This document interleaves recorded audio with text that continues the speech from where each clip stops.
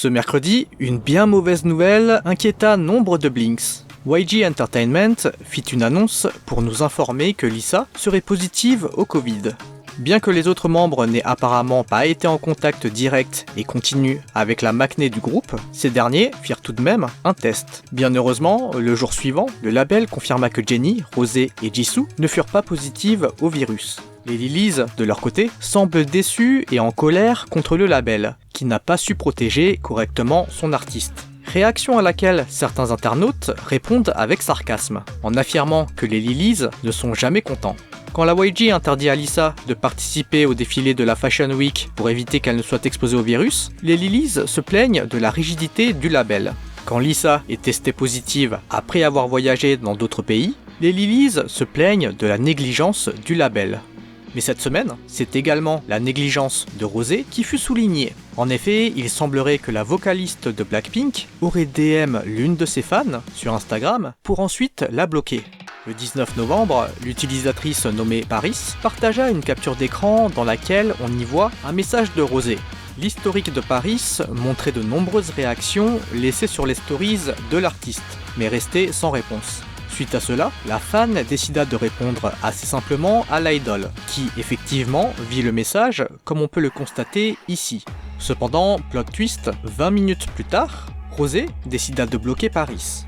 Vous l'aurez deviné, l'admiratrice fut vraiment bouleversée par la situation et avoua même avoir pleuré suite à ce comportement assez rude de la part de l'artiste. Mais que s'est-il donc passé? Eh bien en fait, tout découla de ce post de Rosé. Dans ce dernier, Paris y laissa un commentaire. Cependant, au lieu de répondre directement, il semblerait que l'idol se soit trompé de bouton et cliqua sur celui-ci. Et c'est effectivement ce que l'on peut voir dans les DM. Contre toute attente, la Blinks ne fut pas énervée ou déçue, mais considéra la situation. Situation dans laquelle Rosé laisse une porte ouverte dans ses DM à une inconnue.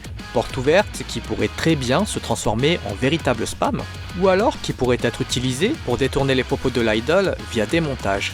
Ayant également peur que cette dernière soit une sasaigne, il semblait logique pour Paris que Rosé la bloque. Elle finit par dire qu'elle ne tient aucune rancune envers l'idol, mais qu'elle doit dorénavant utiliser un autre compte pour la suivre. Une rancune qui, elle, ne semble pas prête de s'arrêter, est celle que vivent les membres de Black Swan.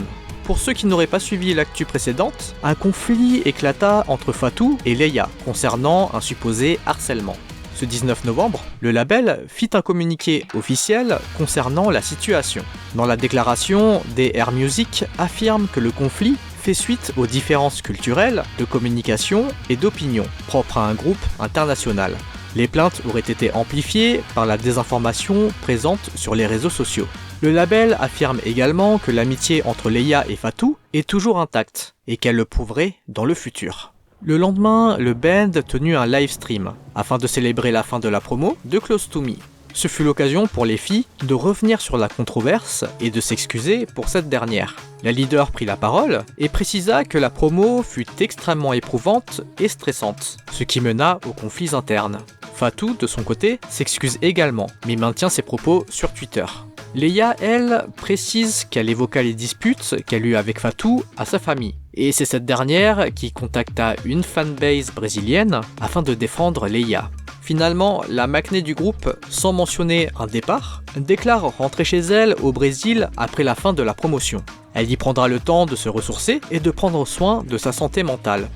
En tout cas, ce qui fut une expérience ressourçante cette semaine pour BTS fut le concert de Harry Styles à LA. En effet, Jimin, J-Hope, V et Jungkook ont été aperçus ce 19 novembre assistant au concert Love on Tower de Harry Styles.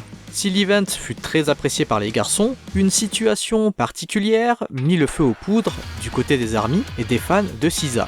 En fait, les garçons étaient accompagnés par Lizzo ainsi que SZA, qui partageaient le coin VIP des célébrités.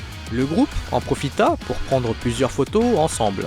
Cependant, après le concert, un internaute questionna SZA sur sa rencontre avec BTS. You met BTS. How do you feel?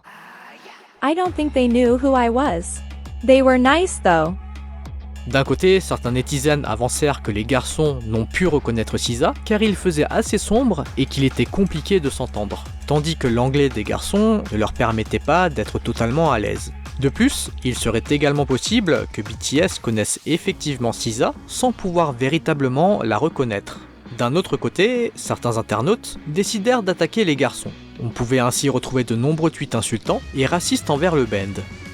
I think SZA is not at fault here. SZA is black and can't speak Chinese. So it's normal they'll have lost in translation moment. Or maybe SZA thought that they are sleeping because of the small eyes. All this over a group of stretched eyes gay boys, who started the global pandemic we've been suffering in for the past 2 years.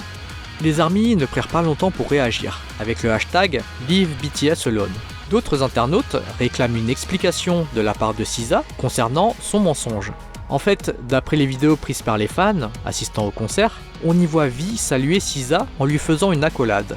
Il semblerait donc que les garçons n'ont pas ignoré l'artiste afro-américain, comme déclaré dans le premier tweet de SZA. L'artiste décida donc de donner plus de détails concernant la situation. I promise Lizzo tried to introduce us. They didn't care. It's why we don't have a picture, babe. They were so nice and cute still. I'ma be misunderstood till I die. Might as well have a good time.